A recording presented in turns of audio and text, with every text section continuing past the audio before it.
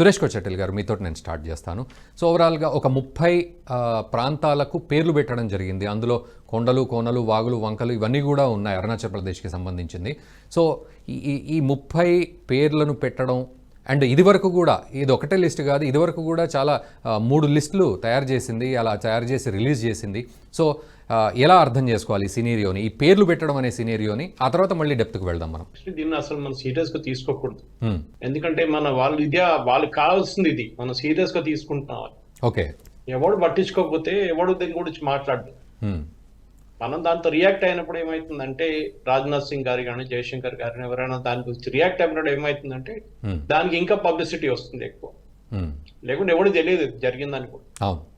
కానీ ఇది ఎలక్షన్ సీజన్కి వచ్చినప్పుడు ఏమైతుందంటే, ఇప్పుడు వీళ్ళు చెప్పకపోతే, జయశంకర్ గారు కానీ రాజ్నాథ్ సింగ్ గారు కానీ చెప్పకపోతే రాహుల్ గాంధీ లేస్తాడు, లేచి చూడండి చైనా వాళ్ళు ఏం చేశారు. వాళ్ళ గ్రేట్ గ్రాండ్ ఫాదర్ 45,000 స్క్వేర్ కిలోమీటర్లు చైనాకి ఇచ్చారు, అక్సా ఇచ్చిందని పిలుచుకుంటారు ఇప్పుడు వాళ్ళు. అక్కడ ప్రాబ్లం లేదు ఆయనకి. కానీ అరుణాచల్ ప్రదేశ్ వైపు ఏమైనా అయితే పెద్ద గొడవ రాహుల్ గాంధీకి. ఈవెన్ లద్దాఖ్ లో కూడా ఇక్కడక్కడ 1 కిలోమీటర్ చైనా సోల్జర్స్ రాగానే గొడవ అవుతుంది. ఇది ఎలక్షన్ సీజన్ అయినప్పుడు ఏమైపోతుందంటే గవర్నమెంట్ కి రెస్పాండ్ చేయాల్సి వస్తుంది. సో రెస్పాండ్ చేస్తున్నారు. చైనా వాళ్ళు కూడా అదే అనుకుంటారు, వాళ్ళకి కూడా కావాల్సింది అదే. ఇండియా రెస్పాండ్ కావాలి, ఎవడో పేరు మార్చుకున్న దాంతో ఏం కాదు కదా. రేపు మీ పేరు మీరు ఇంకో పేరు పెట్టుకుంటే ఎవడో 10 మంది అడుగుతారు, మీరు ఎవరు చెప్పకపోతే ఎవరికి తెలియదు కూడా మీరు మార్చుకున్నారని. కానీ పబ్లిసిటీ ఇచ్చినప్పుడు ఏమవుతుందంటే మనం దాని గురించి మాట్లాడడం ఆటోమేటిక్ గా దాని పబ్లిసిటీ వస్తుంది. సో అది వాళ్ళకి కావాల్సింది, ఇది వాళ్ళు కావాల్సింది అనుకుంటున్నారు, అది మనం చేస్తున్నాం. చేయకూడదు, యాక్చువల్ రియాక్ట్ కాకూడదు. ఎందుకంటే ఇది ఇప్పుడు కాదు కదా, అరుణాచల్ ప్రదేశ్ ఎప్పటి నుంచో ఆడుకుంటున్న గేమ్ అది. ఇప్పుడు కాదు, China first of all Chinese మనం 17th century 18th centuryకి వెళ్తే కూడా అప్పుడున్న చైనీస్ రాజులు ఏంటంటే వాళ్ళు టిబెట్ మూడు రాజు చేసామేమో, దానికోసం చైనా తర్వాత వచ్చి టిబెట్ కూడా మాదని చెప్పుకున్నారు. మొత్తం నేపాల్ కూడా మాదే, మొత్తం సిక్కిం భూటాన్ కూడా మాదే అన్నారు. అది చెప్తూ ఉంటారు. ఇప్పుడు జియో పాలిటిక్స్ ఎట్లా అయిపోయిందంటే, ఇప్పుడు చైనీస్ చూడండి, వాళ్ళు చిన్న చిన్న ఐలాండ్స్ కూడా వాళ్ళు ఇప్పుడు వెళ్ళి ఇండోనేషియా దగ్గర ఉన్న ఐలాండ్ మాది, శ్రీలంక దగ్గర ఉన్న ఐలాండ్ మాది, దాన్ని అక్కడెక్కడ వెళ్ళి వాళ్ళు గుంజుకుంటున్నారు. చైనీస్ కమ్యూనిస్ట్ పార్టీది బేసిక్లీ ఒక ఎక్స్పాన్షనిస్ట్ రెజీమ్, అది మనం మర్చిపోకూడదు. ఇదే చైనా రష్యాతో పెద్ద వార్ జరిగింది, ఒక యుద్ధం జరిగింది. చైనా జపాన్ తో యుద్ధం జరిగింది, జాపనీస్ ఐలాండ్ వెళ్ళి ఆక్యుపై చేసుకున్నారు చైనా వాళ్ళు.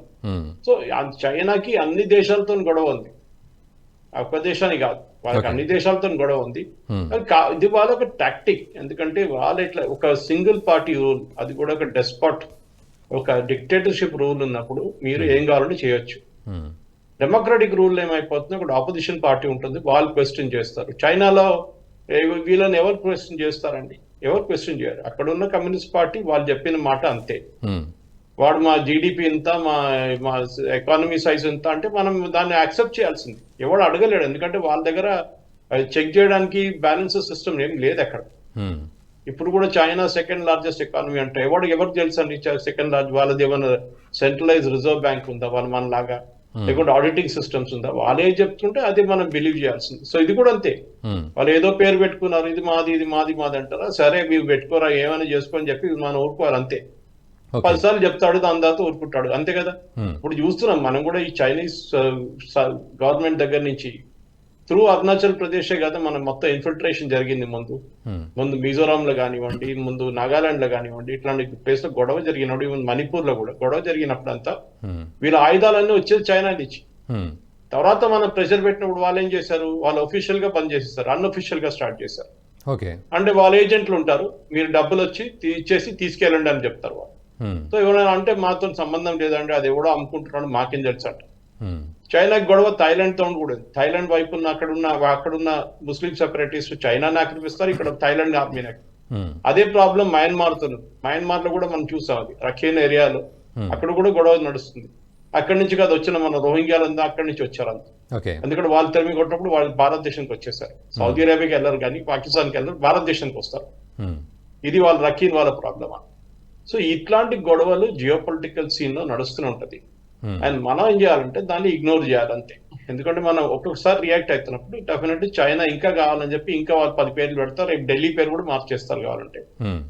అది కూడా చేయొచ్చు వాళ్ళు, ఢిల్లీ కూడా మాదే, ఢిల్లీ పేరు మార్చేస్తాం. మనం ఇప్పుడు చూడాల్సింది ఏంటంటే మెయిన్లీ మన దేశం పక్క దేశాలు ఎవరో ఉన్నాయి. మనం ఆల్రెడీ వి లాస్ట్ టిబెట్, అది అప్పుడు నెహ్రూ గారి పెద్ద బ్లండర్. దాని తర్వాత అక్సా ఇచ్చేది. ఇంత పెద్ద టెరిటరీ, అక్కడ ఏం లేదులే, అక్కడ ఒక ఏం నడవదు అక్కడ, ఎందుకు మనకని చెప్పేసి ఇడిచేస్తారు. గడ్డి కూడా అక్కడ ఉండదు, ఏముండదు అని చెప్పేసి నెహ్రూ గారు పక్కన పెట్టిన ప్లేస్ అక్సా ఇచ్చేది.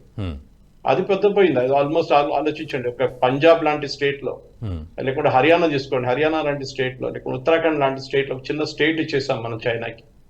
అది నెహ్రూ గారు చేసిన పెద్ద పెద్ద పన్ను, ఆయన చేసిన హిమాలయన్ బ్లండర్స్ లో అదొక బ్లండర్ అని. సో చైనాని అరకట్టడానికి మనం we should fight them on the economic front. ఇప్పుడు కూడా మన మ్యానుఫ్యాక్చరింగ్ కెపాసిటీ చైనాతో లేదు. నాకు తెలిసిన చాలా మటుకు కంపెనీస్ ఇప్పుడు కూడా లేజర్ కటింగ్ మిషన్స్ కానివ్వండి, రోబోటిక్ వెల్డింగ్ మిషన్స్ కానివ్వండి, చైనాని తెప్పించుకుంటున్నారు. ఎందుకంటే వాళ్ళ దగ్గర ఎకానమీస్ ఆఫ్ స్కేల్, ఎందుకంటే వాళ్ళ దగ్గర ఉన్న అక్కడ లేబర్ లాస్ లేవు, మినిమం వేజెస్ లేదు, లివింగ్ కండిషన్స్ ఎవడు పట్టించుకోడు. సో చైనా ముందు దాకా ఒక 10 సంవత్సరాల ముందు దాకా చైనా వాస్ కన్సిడర్డ్ బి లో కాస్ట్ మ్యానుఫ్యాక్చరింగ్ బేస్. కానీ ఇప్పుడైపోయింది, చైనాలో ఉన్న డిమాండ్ తగ్గిపోయింది. చైనాలో అసలు డిమాండ్ లేదు, రియల్ ఎస్టేట్ మొత్తం కొలాప్స్ అయిపోయింది, వాళ్ళ బ్యాంకింగ్ సిస్టమ్ కొలాప్స్ అయిపోయింది. దాంతో వాళ్ళు ఏం చేస్తున్నారంటే ఇప్పుడు యూరోప్ వైపు చూస్తున్నారు. యూరోపియన్ కంపెనీస్ వాళ్ళ కోసం వాళ్ళు చైనాలో మ్యానుఫ్యాక్చర్ చేసి యూరోపియన్ పేర్లు పెట్టి భారతదేశానికి అమ్ముతున్నారు. భారతదేశం ఒకటే కాదు, మన చుట్టుపక్కల అన్ని రాష్ట్రాల్లో, ఈవెన్ ఇంక్లూడింగ్ జీసీసీ కంట్రీస్ లో కూడా యూరోప్ నుంచి మేడ్ ఇన్ జర్మనీ అని చెప్పి స్టిక్కర్ పెట్టి మనకు పంపిస్తున్నాం. అది మనం చూడాల్సింది. సో చైనాని కంపీట్ చేయాలంటే మనం we have to compete China on manufacturing strength. వాళ్ళ స్ట్రెంగ్త్ అది మెయిన్ గా మ్యానుఫ్యాక్చరింగ్. మనం కూడా we should become a global manufacturing hub.